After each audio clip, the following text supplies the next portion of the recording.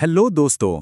आज के इस डीप डाइव एनालिसिस में हम सोलो लेवलिंग के उस एपिसोड की बात करेंगे जिसने हम सबके रोंगटे खड़े कर दिए थे, the double dungeon survival trial. हम इस ट्रायल के एक एक खौफनाक रूल और मैकेनिक को बहुत ही बारीकी से डिकोड करने वाले हैं, तो चलिए बिना किसी देरी के शुरू करते हैं। आज हम इस डेडली गेम के रूल्स का स्टेप बाय स्टेप ब्रेकडाउन करेंगे। सबसे पहले हम बात करेंगे पावर डिस्पैरिटी की, फिर गॉड के उन 3 भयानक नियमों की, और आखिर में उस सीक्रेट क्वेस्ट की जिसने पूरी कहानी ही पलट कर रख दी। तो चलिए पहले पॉइंट से शुरुआत करते हैं, द पावर डिस्पैरिटी। जैसे ही हंटर्स इस डंजन के कमरे में कदम रखते हैं, उन्हें एक बहुत ही भयानक सच्चाई का सामना करना पड़ता है। अब देखिए, आगे बढ़ने से पहले हंटर्स की असल डेफिनेशन समझना बहुत जरूरी है। ये कोई आम इंसान नहीं है, बल्कि वो अवेकेंड इंसान है जिनकी पावर्स परमानेंट होती हैं।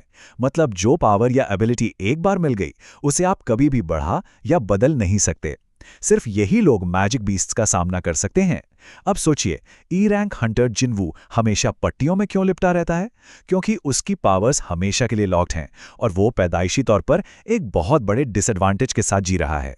आप मैजिक बीस्ट से तो ये हंटर्स अपनी टैक्टिक्स और ट्रिक्स लगाकर लड़ भी लेते हैं, लेकिन इस गॉड स्टैच्यू के सामने भाई कोई चांस ही नहीं था। एक बहुत ही कॉन्फिडेंट और तेज हंटर ने सोचा कि वो दौड़कर दरवाजे से भाग निकलेगा, लेकिन लिटरली पलक झपकते ही गॉड की सिर्फ एक नज़र ने उसे जलाकर राख कर दिया। वहां सिर्फ और सिर्फ उसके पैर बचे रह गए थे। ये ताकत का एक ऐसा लेवल था जहां ये सारे हंटर सिर्फ कीड़े मकोड़ों जैसे लग रहे थे। अब बढ़ते हैं दूसरे सेक्शन पर, जो है ट्रायल का पहला रूल, गॉड की पूजा करो। इस डंजन में ना रॉ स्ट्रेंथ यानी सिर्फ शारीरिक ताकत से कुछ नहीं होने वाला था। यहां जरूरत थी असली दिमाग की। तो होता क्या है, उस अजीब से रहस्यमयी टैबलेट पर 3 साफ साफ कमांडमेंट्स लिखे होते हैं। गॉड की पूजा करो, गॉड की प्रशंसा करो और गॉड में भरोसा रखो। ये इस डेडली एस्केप रूम के बहुत ही सख्त नियम है। एक भी गलती और खेल वहीं खत्म। यहीं पर जीनू का प्रेजेंस ऑफ माइंड काम आता है।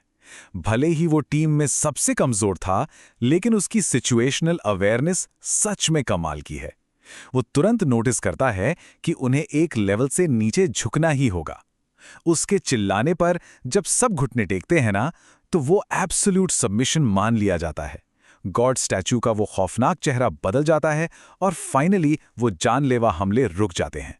इसके बाद आता है हमारा तीसरा सेक्शन, रूल नंबर 2, गॉड की प्रशंसा करो।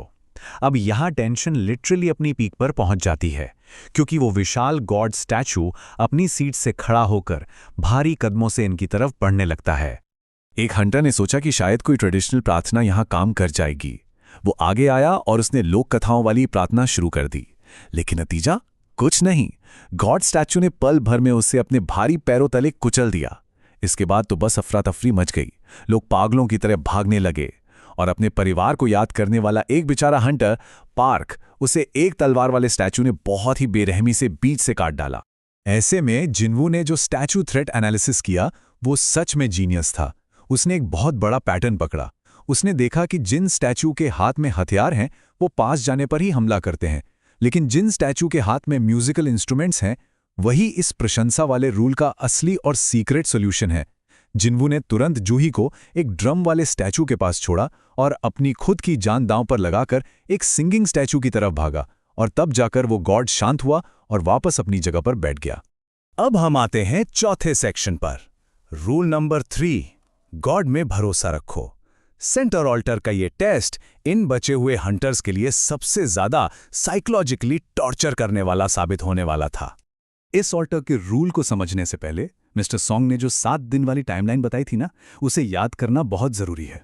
रूल ये है कि डंजन गेट खुलने के 7 दिन के अंदर अगर बॉस को नहीं हराया गया तो डंजन ब्रेक हो जाएगा। मतलब ये सारे खौफनाक मैजिक बीस्ट्स और वो गॉड स्टैचू हमारी दुनिया में घुसकर तबाही मचा देंगे। तो स्टेक्स सच में बहुत बहुत हाई थे। अब इस सेंटर ऑल्टर का मैकेनिज्म देखिए, कितना चालाकी से डिजाइन किया गया था। जो ब्लू फ्लेम्स थीं, वो एक उल्टी गिनती यानी काउंटडाउन टाइमर की तरह काम कर रही थीं, और जो ऑरेंज फ्लेम्स थीं, वो उन हंटर्स को रिप्रेजेंट कर रही थी जो उस सर्कल के अंदर खड़े थे। और सबसे डरावनी बात, इस ऑल्टर को एक जिंदा बलि यानी एक लिविंग सैक्रिफाइस चाहिए था। मिस्टर सॉन्ग अपनी जिम्मेदारी मानते हुए सबसे पहले आगे आए, और जिन्वू, जिसका एक पैर पहले ही कट चुका था, वो भी मदद लेकर उनके साथ उस ऑल्टर में खड़ा हो गया।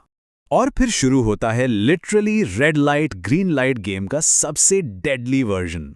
जैसे ही सारे बचे हुए हंटर्स सर्कल में आते हैं, गेट खुल जाता है और ब्लू फ्लेम्स जल उठती हैं। लेकिन उसी वक्त बाहर खड़े सारे खौफनाक स्टैचू उनकी तरफ तेजी से दौड़ने लगते हैं।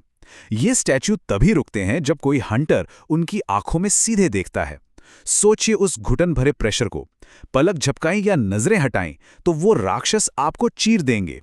जिन्वू का शरीर लगभग टूट चुका था, लेकिन उसका दिमाग इस एक्सट्रीम सिचुएशन में भी बिजली की तरह दौड़ रहा था। और फाइनली हम पहुंचते हैं अपने 5वें और आखिरी सेक्शन पर, द सीक्रेट क्वेस्ट। हम कहानी के बिल्कुल क्लाइमैक्स में आ चुके हैं, जहां ये साइकोलॉजिकल टेरर बचे हुए हंटर्स की हिम्मत और भरोसे को पूरी तरह तोड़ देता है। जान पर बन आए तो इंसान कैसे बदल जाता है, ये पल उसका परफेक्ट सबूत है। जब दरवाजा खुला देखा ना, तो एक हंटर अपनी जान बचाकर भाग गया। उसकी ऑरेंज फ्लेम तुरंत बुझ गई। फिर मिस्टर किम, जिन्हें अपनी फैमिली की याद आ रही थी, वो भी माफी मांगकर वहां से निकल गए। मिस्टर सॉन्ग ने देखा कि जूही बेहोश हो रही है, तो वो उसे बचाने के लिए उसे लेकर दरवाजे से बाहर चले गए। और अंत में हमारा जिन्वू वहां बिल्कुल अकेला छोड़ गया। ये फाइनल मोमेंट्स बहुत ही ब्रूटल थे। अकेला जिन्वू एक साथ सारे स्टैचूज पर नजर नहीं रख सकता था। वो दानव उसकी तरफ बढ़े और उसे बहुत बुरी तरह पीटना शुरू कर दिया। उसका एक हाथ भी कट गया। पूरी तरह टूट चुका जिन्वू खून से लथपथ होकर ऑल्टर पर गिर पड़ा। जैसे जैसे आखिरी ब्लू फ्लेम बुझने लगी और एक तलवार वाला स्टैचू उस पर अपना फाइनल वॉर करने ही वाला था, जिन्वू ने दिल से बस एक ही दुआ मांगी कि काश उसे जीने का एक और मौका मिल जाए। वो अभी मरना नहीं चाहता था। और ठीक उसी सेकंड एक मैसिव ट्विस्ट। तलवार लगने से बस कुछ पल पहले जिन्वू की आंखों के सामने एक गेम जैसा डिजिटल नोटिफिकेशन पॉपअप होता है। Secret quest, courage of the week.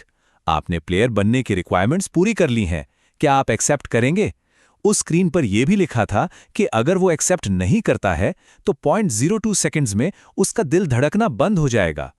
मौत बिल्कुल सामने खड़ी थी, तो जिन्वू के पास इस अजीब से ऑफर को एक्सेप्ट करने के अलावा और कोई चारा ही नहीं था। तो इस एनालिसिस को खत्म करने से पहले एक बहुत बड़ा सवाल हमारे सामने आता है। सोचने वाली बात यह है कि जैसा हमने शुरू में डिस्कस किया था, हंटर्स की पावर्स अवेकनिंग के बाद हमेशा के लिए लॉक्ड हो जाती हैं। तो फिर ये वीडियो गेम जैसा सिस्टम दुनिया के इस सबसे कमजोर हंटर की किस्मत को कैसे बदलने वाला है? क्या यही वो सीक्रेट रास्ता है जिससे वो अपनी पावर्स बढ़ा पाएगा? इस माइंड ब्लोइंग क्लाइमैक्स ने सच में सब कुछ पलट कर रख दिया है। और आगे क्या होने वाला है, ये जानने के लिए मैं तो बहुत ही ज्यादा एक्साइटेड हूं।